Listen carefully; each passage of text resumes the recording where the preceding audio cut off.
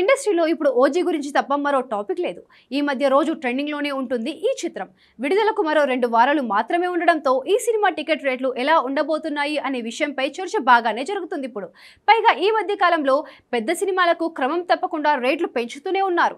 దాంతో OG cinema టికెట్లు ధరలు, ప్రీమియర్ షోల గురించి ప్రేక్షకులు ఆసక్తికరంగా ఎదురుచూస్తున్నారు. దీనిపై కొంత క్లారిటీ కూడా వచ్చింది. ప్రస్తుతానికి అధికారికంగా ఎలాంటి ప్రకటన రానప్పటికీ టాలీవుడ్లో వినిపిస్తున్న సమాచారం ప్రకారం ఈ సినిమాకు టికెట్ ధరల పెంపు భారీగానే ఉండే అవకాశం ఉంది. గతంలో వచ్చిన పెద్ద సినిమాలకు సుమారు 100 నుంచి 125 వరకు టికెట్ ధరలు పెంచారు. ఓజీ సినిమాకు కూడా అదే తరహాలో ధరల పెంపు ఉండే అవకాశం ఉండొచ్చు.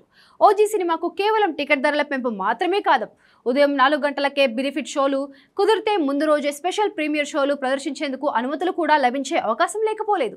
Pawan Kalyan most hyped movie కావడంతో టికెట్ ధరల పెంపు అనివార్యంగా కనిపిస్తుంది. సుజిత్ తెరకెక్కిస్తున్న ఈ చిత్రం అడ్వాన్స్ బుకింగ్స్ US లో ఓపెన్ అయ్యాయి.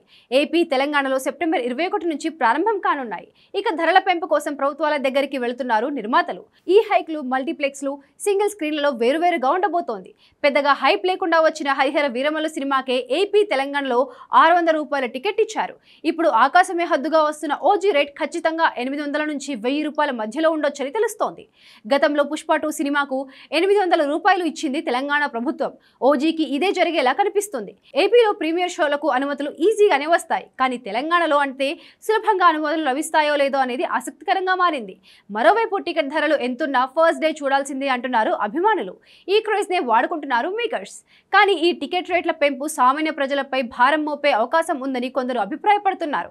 గతంలో ఇలా అడ్డగోలుగా పెంచినప్పుడు కోర్టుకు వెళ్లారు కొందరు. మరిప్పుడు ఏం జరుగుతుందో చూడాలిగా.